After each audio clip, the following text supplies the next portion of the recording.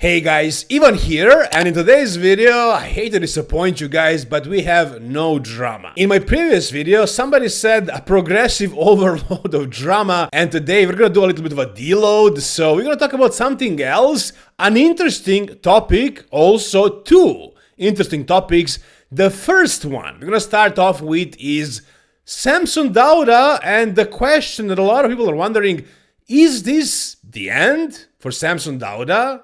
So, in case you guys forgot, Samson Dauda won the Mr. Olympia last year. Fair and square, he brought the best conditioning of his life and probably the only time his conditioning was actually pretty good.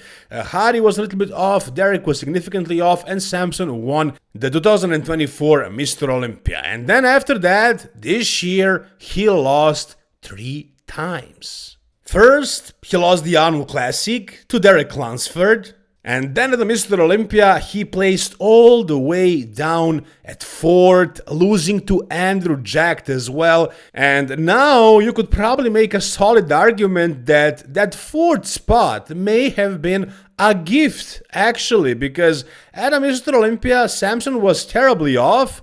But then at the Prague Pro, his peak was improved significantly. He wasn't off at all. And he suffered another loss at that show, another one, third one for this year. And he probably thought this was going to be a cakewalk. He was going to win this show easily because he already beat Martin Fitzwater, who was pretty much on at a Mr. Olympia as well when Samson was terribly off.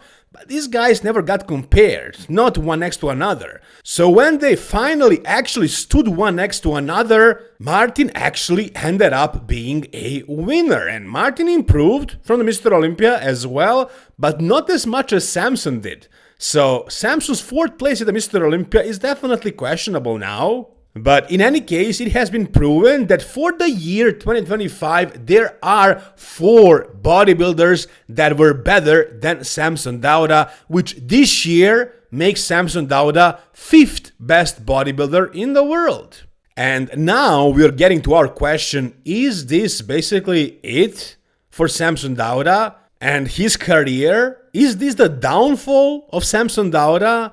He is soon going to be 40, so maybe at this age, his body is going to start to fall short to being the best it can be. And maybe his best days are behind him. I mean, really, he brought the conditioning only once at the Mr. Olympia. Who knows, really, if he'll be able to repeat that conditioning ever again? Because if he doesn't, he'll never win another Mr. Olympia title. Not with this kind of conditioning. And he improved the conditioning for the Prague Pro compared to the Mr. Olympia, but still this wasn't a great conditioning, not even close. And also, at this point, he had less muscle, especially in the legs, but overall he was definitely smaller. Now, of course, there is a question of the coach. Is he gonna be good enough if he continues prepping with his wife, or he needs a proper coach? Well, you actually have an answer. I didn't screenshot it, but in his stories he did say that he is gonna continue working with his wife.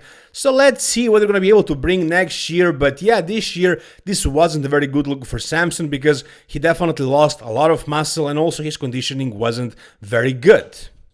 And look, as far as conditioning, he can improve the conditioning. Maybe it's going to be difficult and maybe a new coach will help him with this. Maybe somebody's going to shadow coach him, who knows. But as far as bringing up the lost size, look at the legs right here, guys. Look at his legs in this pose right here. Yeah, he didn't flex them properly, but still.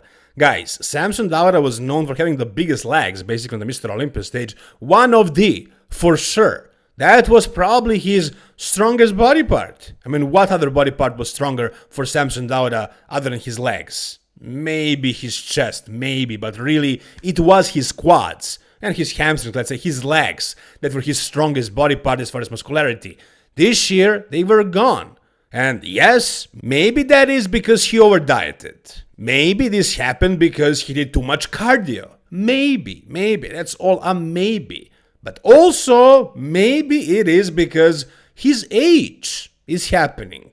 At a certain age, bodybuilders start to lose size in their limbs, mainly the legs. That's the first body part that goes with age. We've seen it so many times so far with so many bodybuilders. We're seeing it right now with Hadi Choopan as well. And it seems like it could be happening with Samson too. But then again, yes, maybe it could be too much cardio and too hard of a diet for this prep, and once he brings up the food back again and he doesn't repeat the same mistakes, in the next prep, maybe his legs are going to be back to its full size, huge again. That can happen, but to be honest guys, from what I saw so far, when bodybuilders lose their size in the legs at an older age, it almost never comes back. There are exemptions for sure. For example, recently, Sean Clarida, I would say that was unexpected. I did not expect him to bring back the size of his legs, however he did it.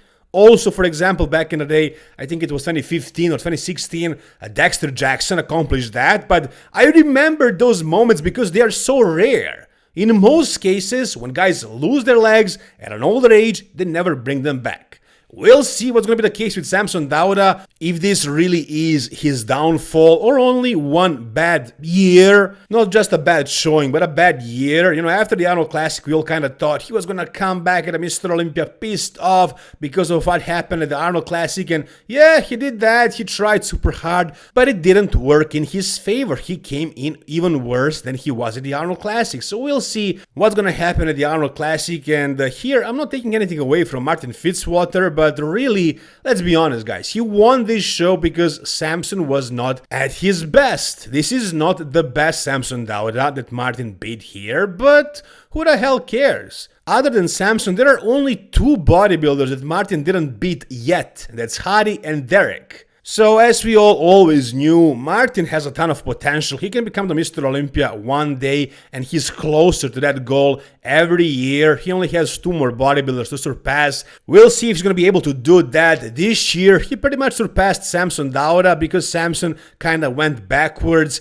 It's going to be interesting to see if Samson is going to be able to bring his best back again, because maybe he won't be able to. Maybe this is the end of Samson's career.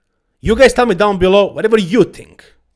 Alright, now the other topic I wanted to talk about is Keon Pearson and whether he should actually just stay in the 212, stick with the 212 forever, or should he actually switch to the open this year or at some point. So at this show, comparing Martin to Keon, it was actually a pretty big gap, you know, especially in the placings, 3 places difference. So yeah, I mean, Martin was definitely bigger, fuller, better overall, a proper open bodybuilder, and Keon definitely has a lot more work to do before he's actually competitive against these top open guys.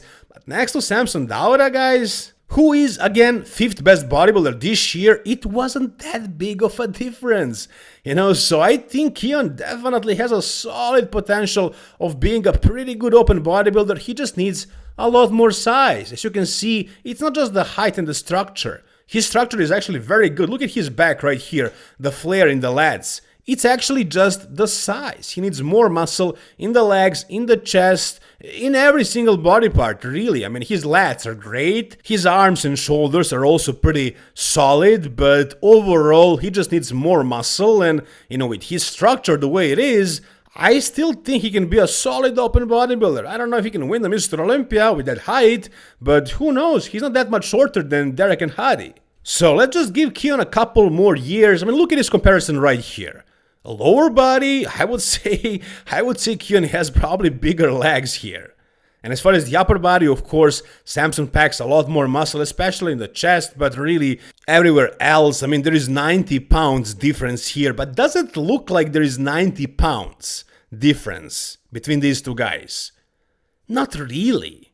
It does look like maybe 30, 40 pounds, around it up to 50, but 90?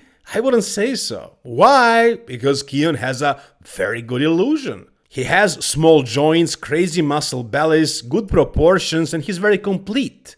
So even though this year he did kind of fail, to be honest, I mean, I'm saying kinda fail. He failed in a way because some people actually thought that he has the best physique in the world, and because of that, we had higher expectations from him at this show. But yeah, he still gave away some size to these guys, and for that reason, he placed in fourth. But honestly, for his first open show, I think this was actually a pretty good result. Now, he obviously needs to put on more size. Just imagine what he would look like with another 15 to 20 pounds of muscle, which is, I'm sure, going to happen in the next couple of years if he really wants that. And then, with his structure and shape, man, anything is possible. He can be a top Olympian. He already is. He stands next to the top 3, top 4, top 5 guys, and he's holding his own. He's holding his own. He's actually looking very competitive against them.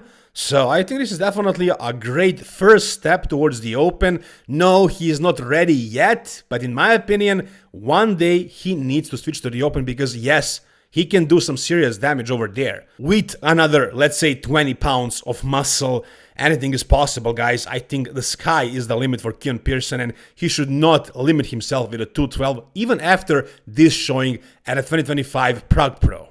Anyways, I'm curious to hear your guys' thoughts on this. Do you think this is the end of Samson Dauda? Do you think he's gonna come back better next year? Can he win another Mr. Olympia title? Do you think he's gonna change a coach? Also, what do you think about Keone? Should he go back and stay in the 212 or actually switch to the Open? If not this year, then at some point.